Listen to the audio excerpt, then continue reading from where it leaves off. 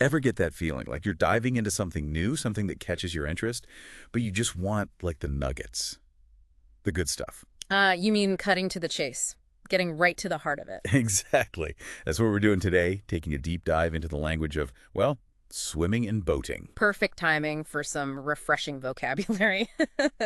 And our source material, well, it comes from Marco and Erica. You know, the English language teachers from Podcast Speak English on YouTube. Oh yeah, I've seen their channel. They make language learning pretty engaging, I've got to say. Right. So they were featuring this fun, casual dialogue between two friends who decide to go for a swim while out sailing. That says idyllic.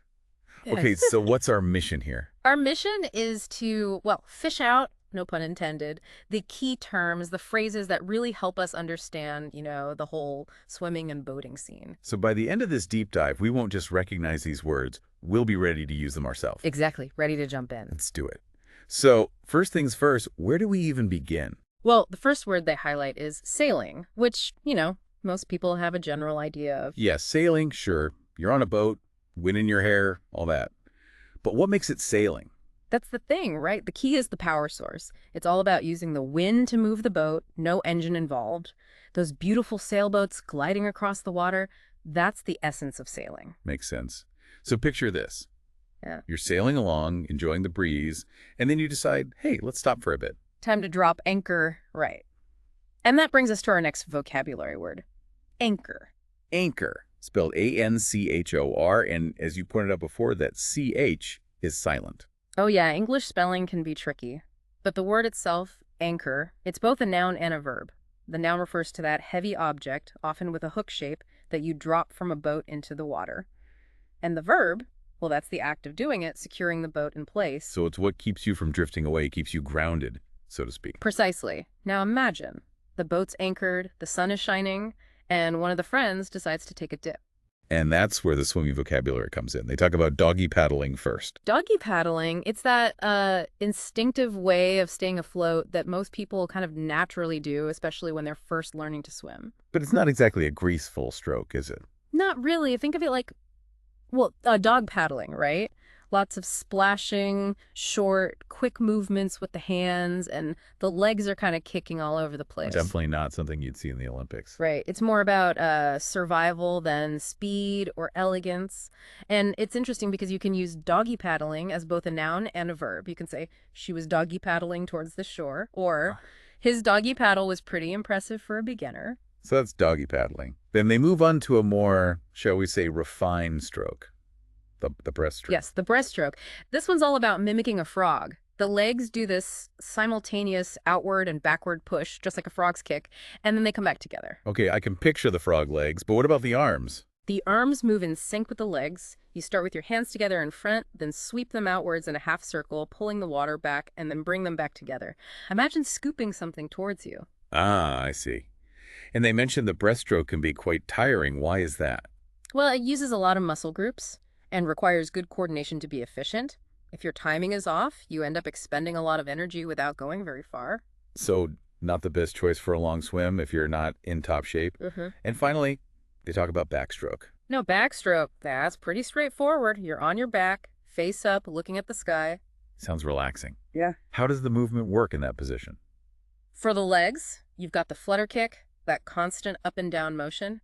And the arms alternate when reaching back behind your head, entering the water, and pulling down towards your hip, while the other recovers above the water. Erica even acted it out in the studio. I can almost picture it. And I imagine it's much easier to breathe since your face is always out of the water. Exactly. Okay, so we've covered some key vocabulary for both being on the water and moving in the water. Now, let's dive into some useful phrases that came up in their conversation. Sounds good.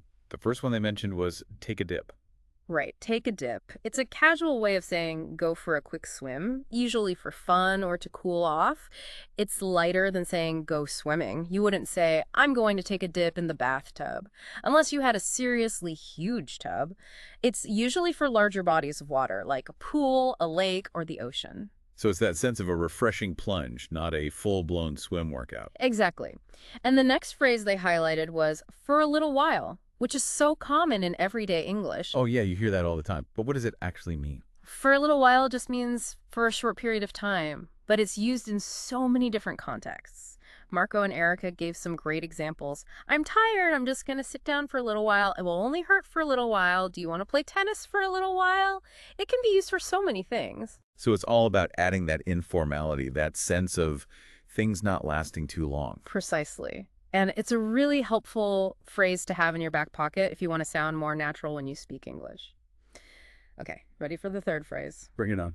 Okay, this one is straight towards. Now, if you break it down, straight means directly, in a line, no curves, and towards means in the direction of something. So straight towards is all about going directly at something, no detours. You got it. They use the example, watch out, there's a car coming straight towards you.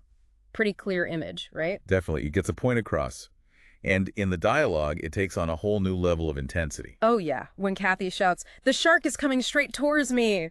Talk about raising the stakes. That's a line that sends chills down your spine. It makes the danger so immediate. And it's interesting, Erica mentions being afraid of sharks, not just in the ocean, but even in lakes where they don't even exist. It just goes to show how powerful our fears can be, even if they don't make logical sense. For sure. Now, after that dramatic shark encounter, Erica tells this personal story about a lake. A little less intense, but still pretty eventful. Yeah, it's about her childhood summer spent on a lake where her family and cousins had houses on different islands. Sounds like a pretty close-knit community. It was. They were always visiting each other, having dinners together. And one night, everyone was gathered at her cousin's house, except for her grandfather. As it got late, he decided to go pick up his wife from their island, so he headed out in his boat in the dark. Boating at night on a lake. That can't be easy. And it wasn't. Turns out, his cousin was also out in his boat, and somehow they ended up colliding. Imagine that. 2 boats crashing in the middle of a lake at night. Oh my goodness, what happened? Well, her grandfather's boat flipped over completely, throwing him into the water. Thankfully, he was okay. No serious injuries. That's a relief, but I bet he wasn't too happy about it. Oh, he was pretty upset. And his boat was capsized. The engine had come loose and sunk to the bottom of the lake. Talk about adding insult to injury. What did they do? Well, the next morning, they had to hire scuba divers to go and retrieve the engine from the depths of the lake. Wow, what a story. And Erica mentioned having a million of these crazy lake stories. It sounds like those summers were a mix of relaxation and unexpected adventure. Definitely. It shows that even in seemingly peaceful settings, things can take a surprising turn, especially when water is involved. Absolutely. Now, before we wrap up, we should mention that in the audio review section of Podcast Speak English, they threw in a few more vocabulary words related to this topic. Oh yeah, they quickly went over some common items and activities. Swimsuit, or swimming costume if you're in the UK, towel for drying off, tan from the sun, and dive, which means jumping headfirst into the water. Great additions to our vocabulary arsenal. Okay, let's do a quick review of what we've covered today. We explored key terms for being on the water, like sailing and anchor. Then we looked at different ways to move in the water, doggy paddling, breaststroke, and backstroke. We also unpacked some super handy phrases, take a dip for a little while, and straight towards. And we saw how these words and phrases come alive in the context of the sailing and swimming dialogue, from the carefree decision to go for a swim to the sudden appearance of a shark. And then we heard Erica's personal story about that unexpected boating incident on the lake, proving that even during leisure time, things can get pretty exciting. So for you, the listener, think about how you might use these words and phrases. Ever taken a dip in a truly memorable spot? Can you think of a time when something lasted for a little while but left a big impression? Or maybe a situation where something or someone came straight towards you and you had to react quickly. And here's a final thought to ponder. Sometimes our attempts to relax and unwind actually open the door to the unexpected. It's like our sailing friends, they just wanted a refreshing swim, but they ended up with a story they'll never forget. That's a great point. And while Podcast Geek English encourage their viewers to share their language learning experiences on their channel, the real takeaway is this. Pay attention to the language around you, explore it, have fun with it, and don't be afraid to share your own stories and questions. Thanks for joining us on this deep dive. Until next time, keep exploring.